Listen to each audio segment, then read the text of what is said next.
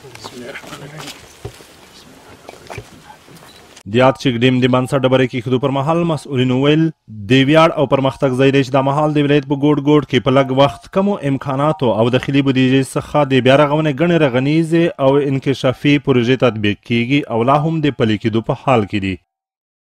په دې موږ ټولو نړیوالو ته دغه یو اطمینان ورکوو چې افغانستان او د افغانستان اسلامي امارت خپل ملک ته خپل وطن ته او د خپل وطن د ملک آبادۍ ته ژمن ده.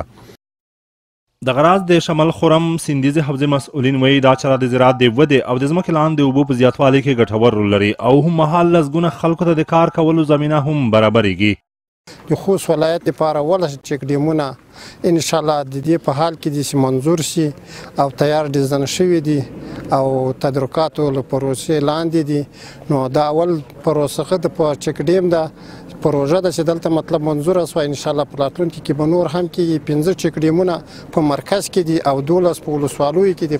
د کیفیت او کمیت له نظره موږ ټولو مشرانو او ولس ته ډاډ ورکوو چې له دې چک ډیم او همدارنګه په راتلونکي کې چې کوم نور چک ډیمونه په پلان کې دي له دې نه به وخت په وخت نظارت کیږي او موږ به هر ډول نظارت دوی نه کوو تر څو کیفیت او کمیت له نظره په غوره کیفیت سره جوړ شي.